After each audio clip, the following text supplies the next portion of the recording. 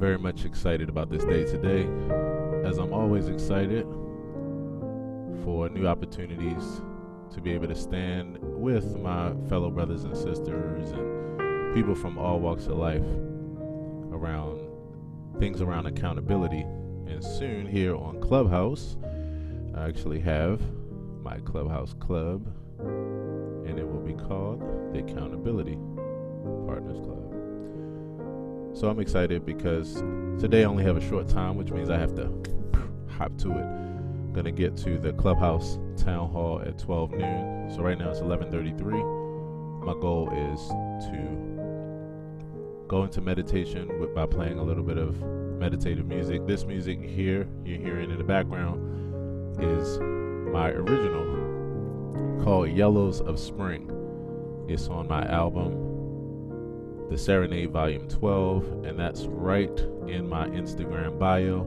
You'll see there, and you can listen to this as well as other selections from that particular project.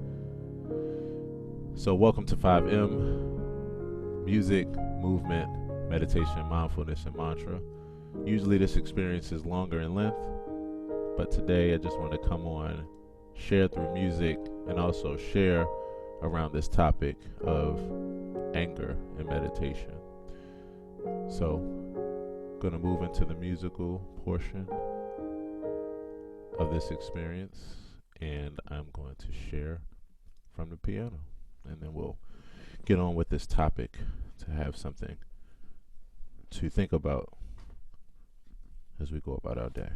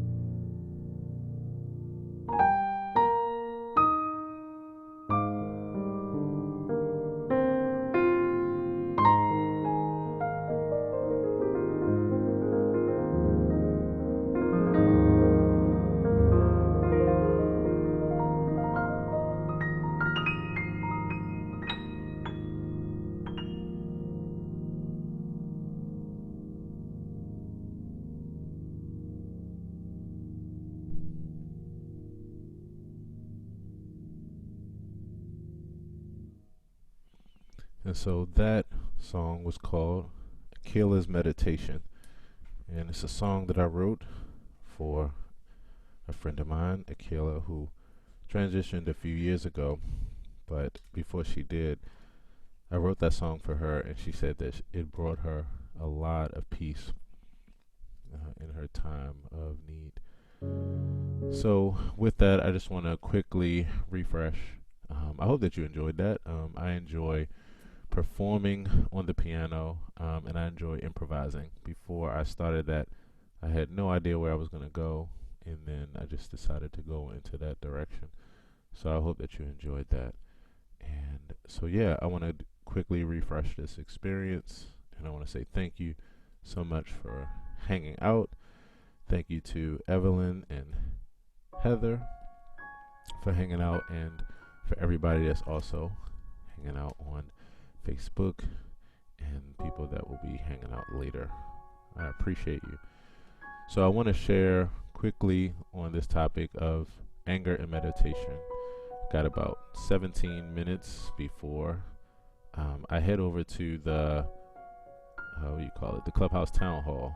And if you all aren't aware, 12 noon Eastern Standard Time every Sunday, Clubhouse Town Hall, where they keep us updated on the highlights, the new product roadmap, and the features that come out for this product, Clubhouse, as well as answering questions. So heading over there. So I just wanted to come here and share for a few before that time. All right, so let me grab my notes and we'll jump in. In fact, let me see if I can pull it up from here. If you're on Facebook, please drop me a line. Let me know that you are having a good day.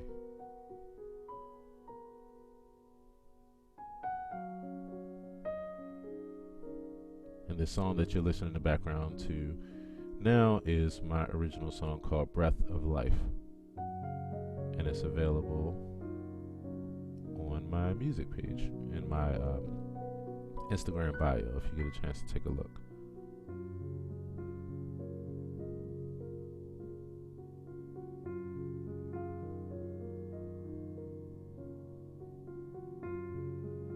Okay, anger versus loving kindness. We're going to talk about this today and how it relates to meditation. Anger can be very detrimental because it can make us suffer, stress, and struggle more and longer than needed for most situations. It's one of those emotions that it's a natural part of what it means to be human and all the things that we've been through, but it can be very detrimental. Makes us suffer, stress, and struggle more and longer than needed for most situations. Anger, hatred, and resentment are expenditures of energy that doesn't serve us or others. Meditation and mindfulness gives us a resiliency, though, to be able to guard against soaking up toxic energy. We may feel it, but we can feel it and let it go. It's one of those things where it gives us space between what we're feeling and who we are as a result of it. One of the most powerful things is when you are able to not be the emotion, but you're able to feel it, process it, and separate yourself from it. Have a little bit of space. That way you can consider how you're going to deal with things.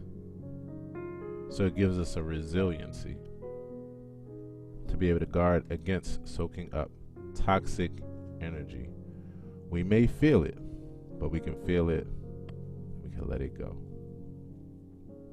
There's a big difference, though, between feeling angry and being lost in anger. Again, feeling angry allows you to feel the feeling and separate yourself from it.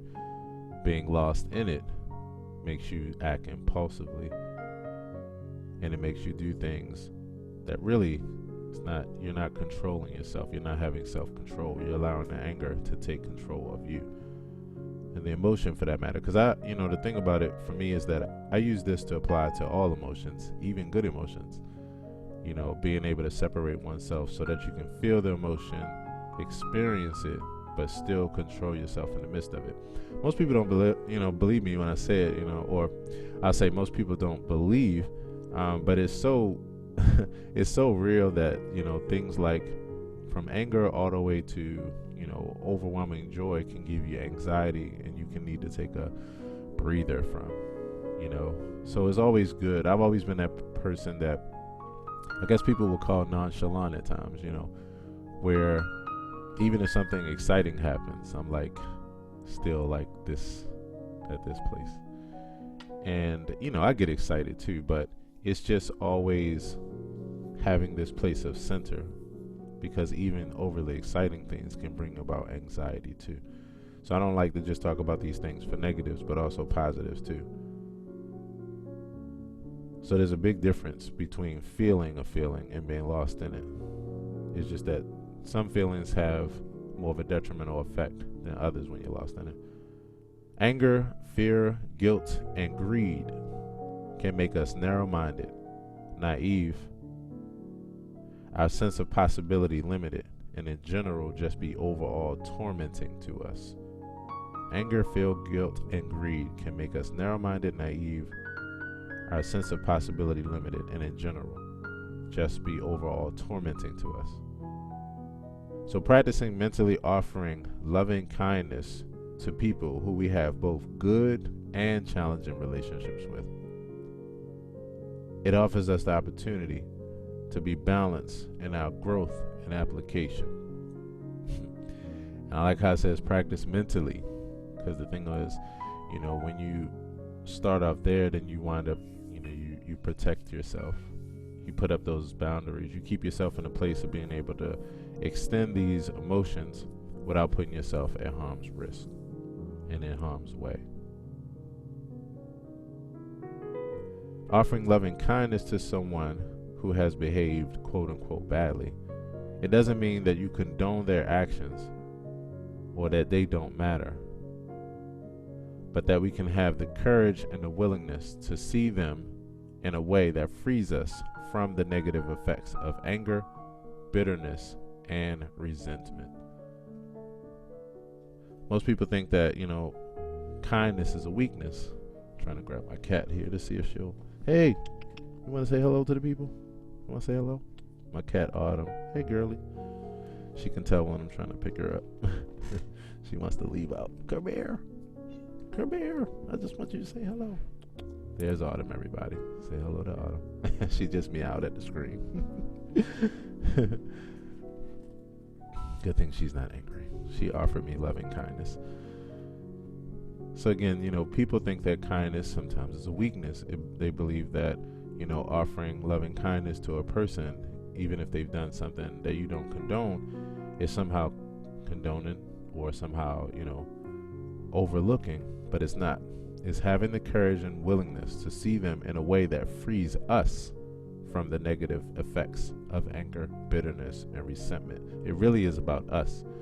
It's about keeping us in a healthy place so that we can relate in a healthy way towards others. The first thing to remember to tell yourself when becoming angry is that this is just a passing state. It's flowing on by. It's just a passing state. You don't have to hold it.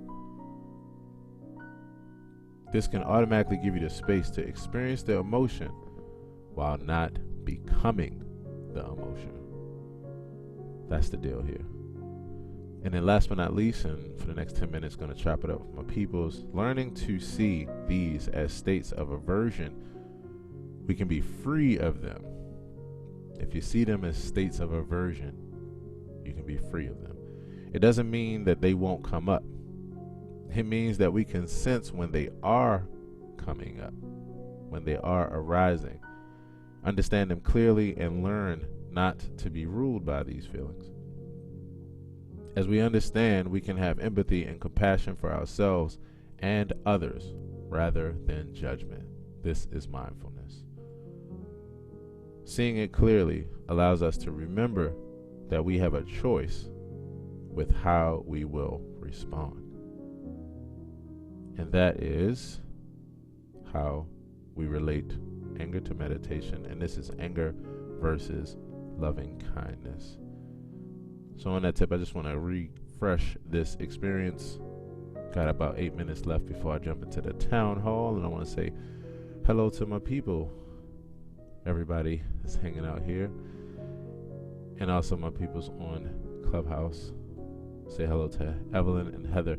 If you'd like to come to the stage, by all means, I would love to say hey to you, to check in and see how you're doing before we wrap up this 5M experience. And so Heather's coming up to the stage, so I get to say hello to Heather. Good morning. Hey, Heather. Good morning to you. How are you? Doing fantastic. That was beautiful. The Oh, piano and wow. you said. Thank you for that. Wow, thank you, Heather. It is always a pleasure to see you. Always a pleasure to chop it up and hang with you, and to hear your voice. And thank you so much for that, for your thoughts about the presentation. It really Yeah. means a lot. Thank you. You're welcome. Yeah, no doubt. So I wanted to come, here. Usually, 5M experiences 9 a.m. to 11 a.m. On Sundays, but I got started a bit late today. But I was like, you know what? I don't want to miss it altogether, so I'll do a short version of it.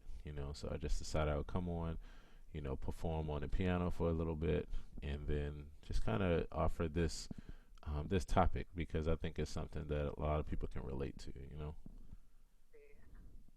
Yeah, except for people like Heather, because Heather never gets angry. Well, well, at least if Heather is like how I am, when I do, before I get angry, I might have something in my red cup, or I might have something else to chill Yes. me out. Where I'm like, you know what, this is not even worth it. Right? Usually it isn't ever worth it.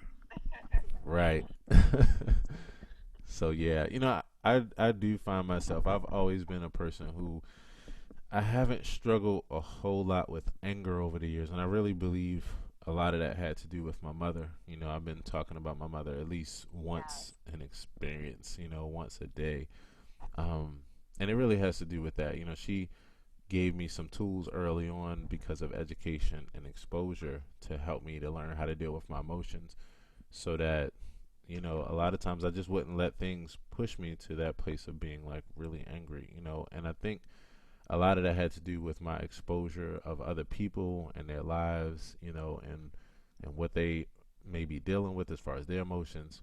So before I get angry, I just kind of have this equanimity, this empathy, yeah. So most of the time, I'm trying to be understanding of a person if it's another person that's making me angry or has the Yeah. ability to, you know. Absolutely. Those are great tools to have. Yeah. And then if I do see it coming on and I can't avoid it, then I just try to remove myself from the situation, before it gets to that point. Yep. So those are all tools, Yes. to stay with this smile, that I try to keep on my face, you know. Do you find yourself as a person who, is able to avoid getting angry a lot, or do you, how do you deal with it when it starts arising? I'm very similar to you. Yeah. If it's something that I am really struggling with, I'll just take a minute and Right. sit down and breathe through it and Right. let go. Yes. Yes. Yeah. Yes. Yes. The power of taking a good breath. Oh my Yeah. goodness. It's one of those things where, in this part of my life, especially with now practicing, mindfulness and meditation as like a separate practice, it's where I'm appreciating, the value of being able to take a deep breath or being able to have a few minutes to just kind of focus on my breathing. It's so foundational to who we are, but it's so easily overlooked. And it's like the first key to decompressing. Yes. I mean, when I found out that just like taking a deep breath and just taking your time and exhaling, like allowing it to be a longer exhale than short, like slow down your heart rate and slow down your thoughts and just allowed you a second to detach. I was like, oh man. It Amazing. really is, and I just like the fact that, with the breathing, I mean, it's not like you have to do anything special in order to access it, Yeah. it's right there. It's just a realization away. you know. So I had thought about let's see, 2 years ago I started my self care, my 10% happier self care journey, where I downloaded that app and I started, using that for like daily meditations and courses in mindfulness and that kind of thing. And as I was doing that and just reconnecting myself with the breath, it was like, man, I want to actually, as I share this with other people, I want to make it as accessible as possible. Like, I don't want to make meditation deep, I don't want to make mindfulness deep.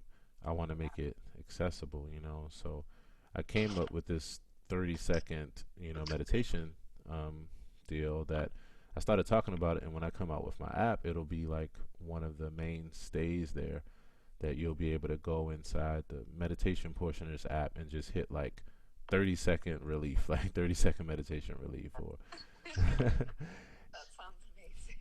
yeah, thank you. And it was just based around just taking three deep breaths and just taking 10 seconds to just, stay in that place for a second, before moving on with my experience or with my day, and just doing that. I mean, wow. I was like, okay, this will be the way that I help other people to make this thing accessible so they don't feel like they have to be some way or have some kind of ideal circumstances to Yeah. just recalibrate, recenter and reacclimate themselves. I love it because a lot of people do think that they have to, be in their room or in their meditation spot when Right, you can just literally do it right where you are if you need three breaths. right, you know? right.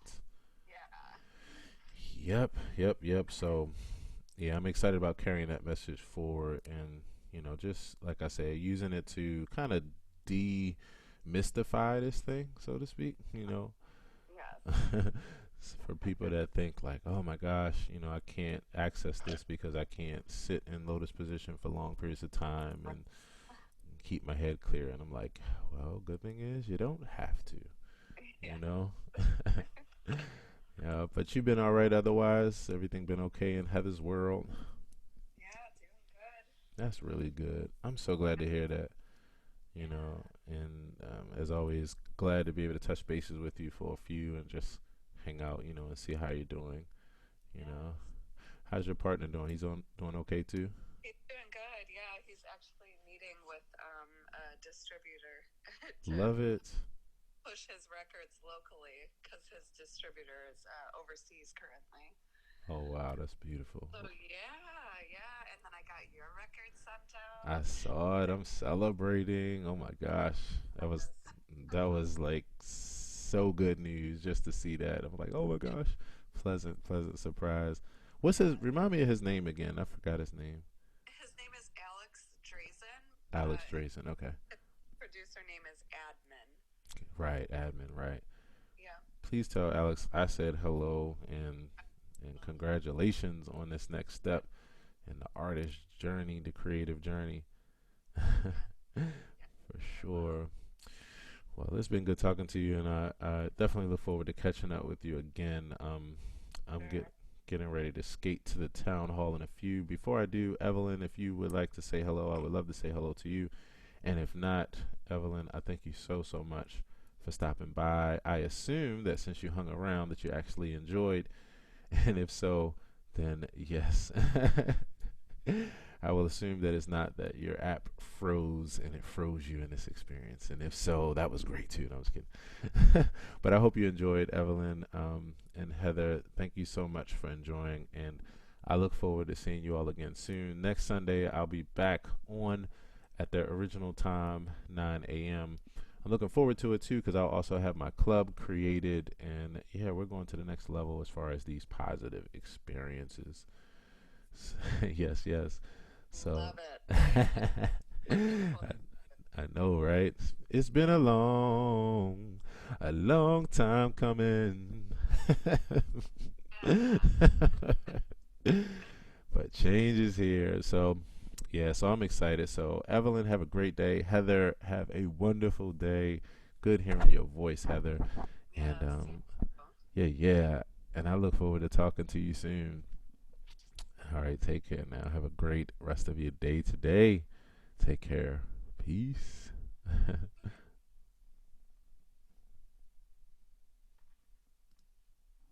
Peace, family.